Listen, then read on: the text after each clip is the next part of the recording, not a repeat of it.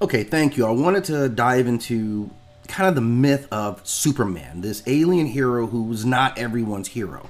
This myth of this ultimate savior, as he is depicted as by some the ultimate symbol of heroism, a beacon of hope, a god in a cape, or the protector of all humanity. But in truth, he is not that and could never be.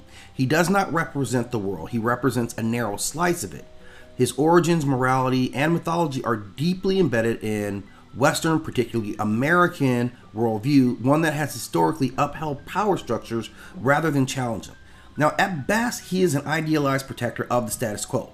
At worst, he embodies the white savior complex, reinforcing a frame structure where power, morality, and justice are centered on American exceptionalism. And while Superman himself is not necessarily the symbol of white supremacy, his story is deeply tied to white normative ideas, making him a champion of Western homogeneity and not a universal hero.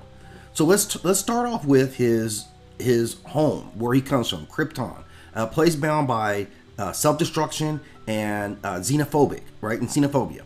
This is a society that has often been romanticized as this advanced civilization that tragically destroys itself. But on a deeper look, this wasn't a utopia. This was an arrogant and isolationist culture that refused to listen to their own science. They ultimately exploited their planet's resources until it collapsed, ultimately perishing because of their own hubris.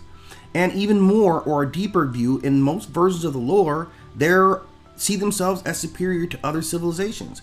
Had he grown up, like, the idea that he would grow up to be a protector of a diverse world is completely unfounded. Where would he even get these ideas from? That's not what's embedded in him, in where he comes from or where he lands on Earth.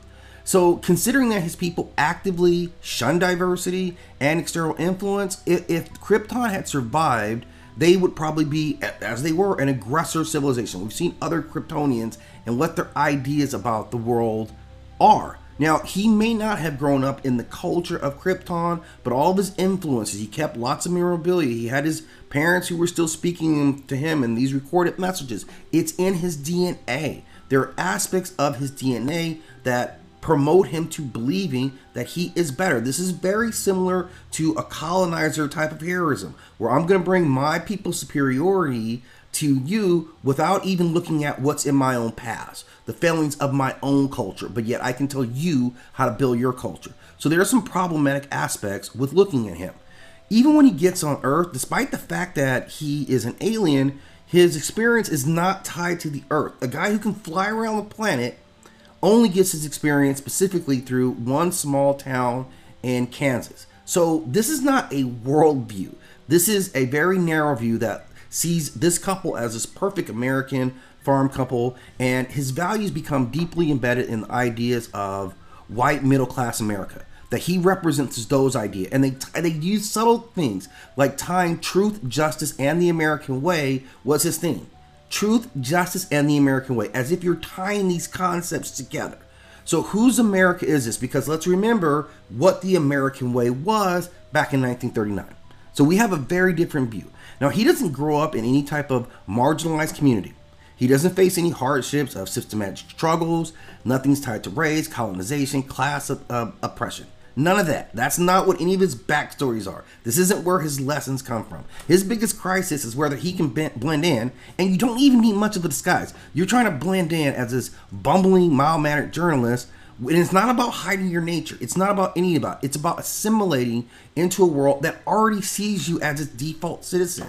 Now, even when he goes on to Metropolis, his closest human relationships are largely tied to the white urban life. So his enemies, Lex Luthor, General Zod, they often represent threats to his order of world.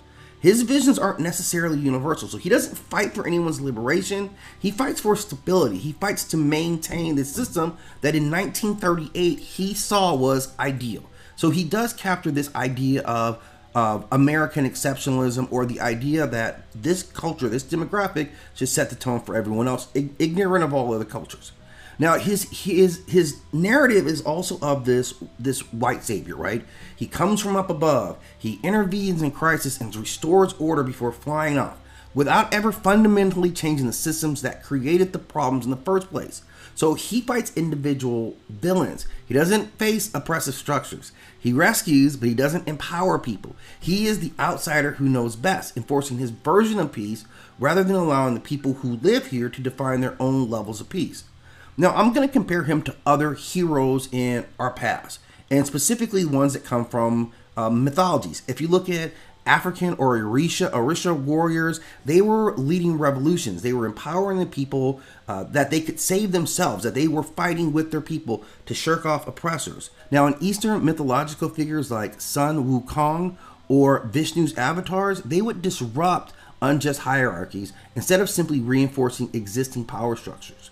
And even modern heroes outside of the West, like Black Panther, they challenge systematic injustices rather than just fighting supervillains. So there's a whole different ideology that comes along with this. So despite his alien nature, he reflects singularly a Western mythological model, one where one single powerful individual controls the fate of the rest of the world, rather than one where collective actions reshape society in general. And again, let's also look at this narrative of this gentleman who's going to set the tone for the planet is not elected or chosen by anyone outside of himself, which is kind of scary if you really think about what our political system looks like right now.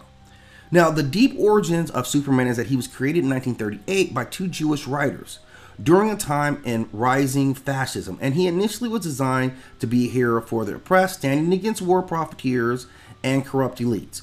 But as he became more mainstream, he was absorbed into a broader narrative machine of American exceptionalism. And I talked about his motto, truth, justice, and the American way, which became a big post-World War II propaganda tool. And this was reinforcing the idea that America was the world's savior. He became symbolic of that.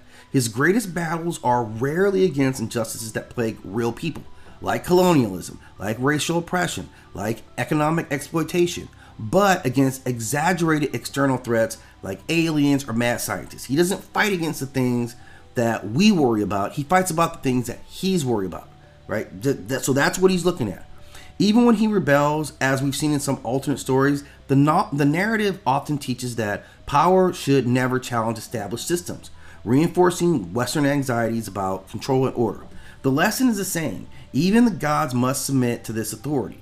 Now, in terms of what he symbolizes, he does symbolize one demographic and its desire to always be seen as the superior. It is not a question of why Superman looks the way he does.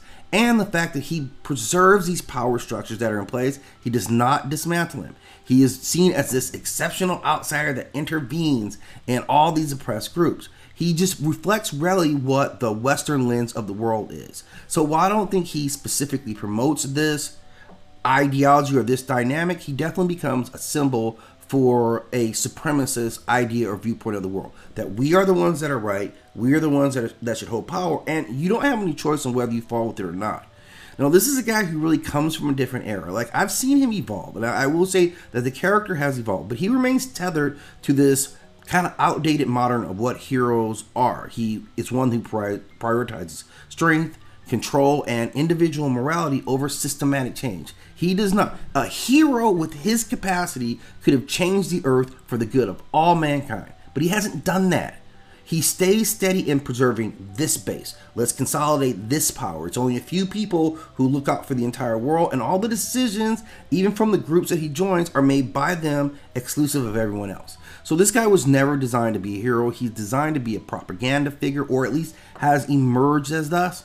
And that's how I see this modern character, that I think if you're someone who's sucked into the heroism of Superman, I kind of question how you view the world yourself. So give me your thoughts. I'm sure you will in the comment section. As always, I do appreciate you hitting that like and subscribe.